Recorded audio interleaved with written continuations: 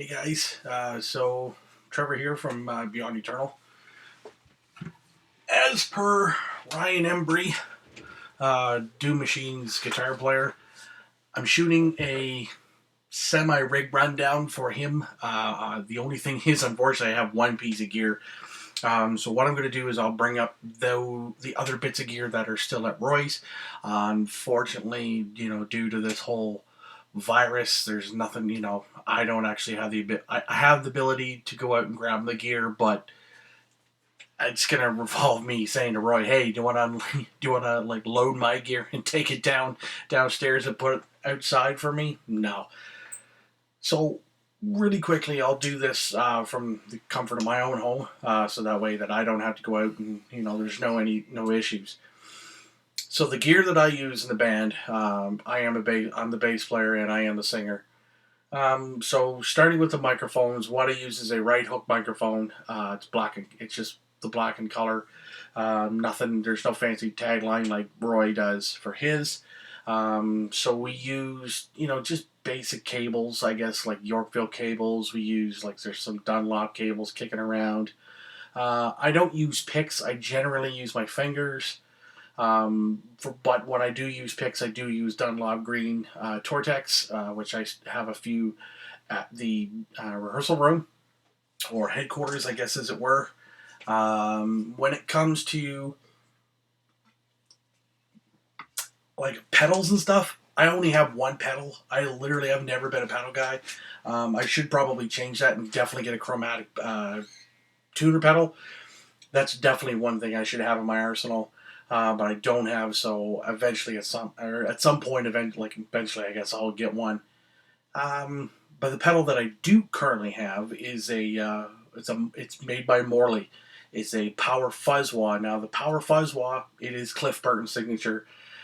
Picked it up from a friend of mine for a really good price. Don't really use it too much in jams, only on certain spots.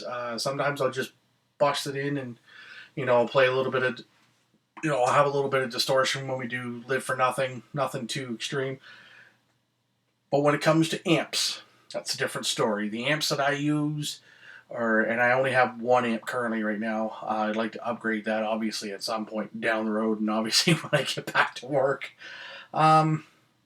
With that, it is an Ampeg B-A210. Now, this is the reissue of the old B210. Now, the thing about this BA210 is it comes with a scrambler circuit, which gives you automatic, kind of it gives you an automatic sort of fuzzy, distorted kind of tone. It's not fully. I used it a little bit, and it worked. I mean, it definitely boosts your signal. It definitely gives you enough distortion to get that raw, gritty tone. But that's kind of why I like having the Cliff in front of me and just give a quick snap and play, and away I go. The good thing about this is it's got a horn in it. It's got the two 10-inch eminent speakers in it.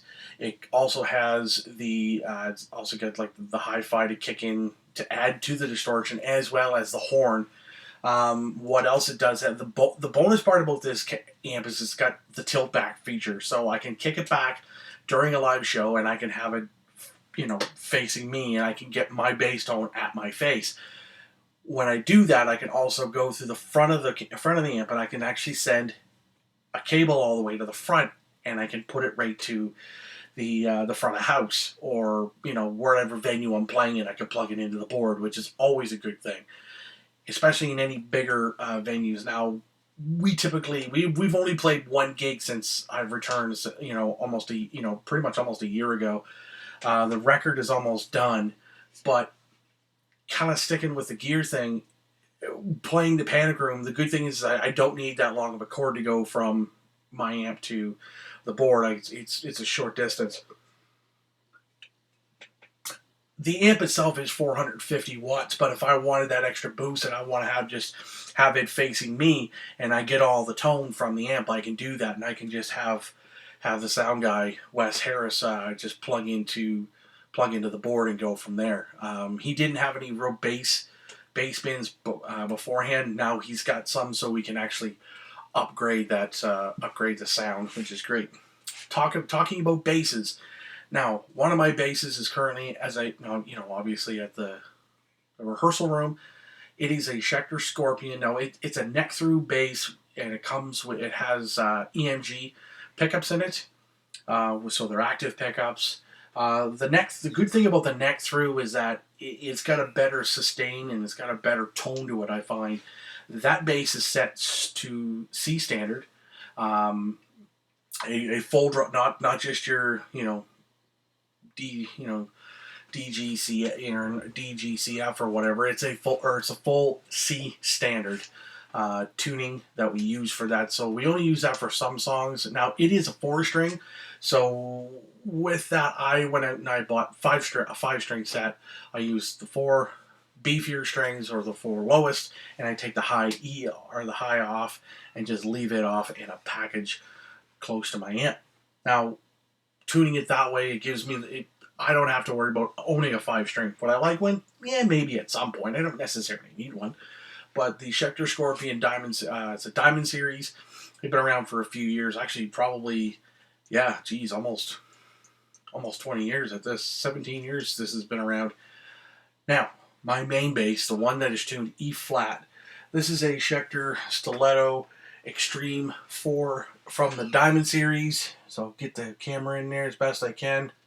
It's kind of hard with the lighting, but this the headstock matches the paint, and of course it's got your Stiletto Extreme 4. It's got the vector inlays on this thing. It's a beast.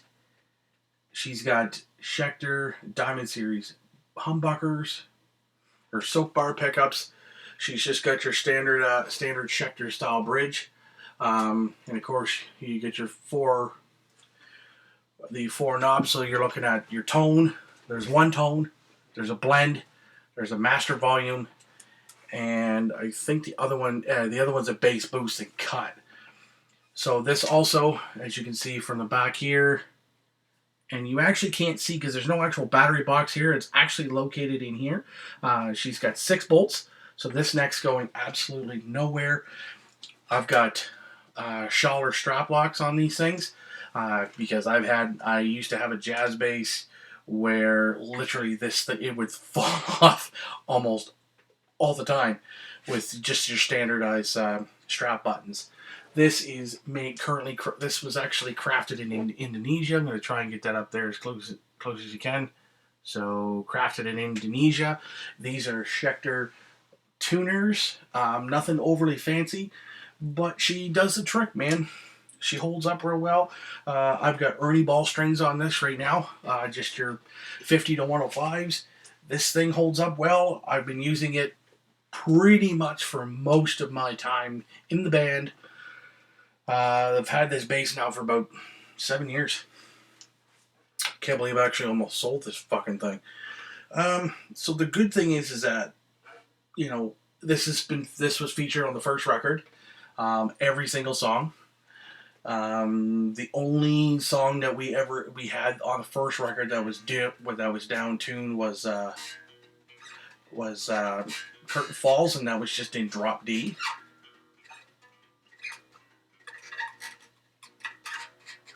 So probably over the next little while, of course when we get the chance,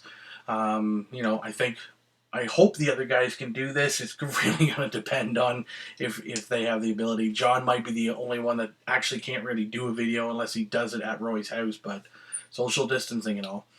Anyways, guys, thank you very much for watching. I hope you guys have a great time, and subscribe to the channel. I'm just going to put this back before I get rid of this. Have a good night, and kick ass. The new record is coming very soon. Once this thing goes away.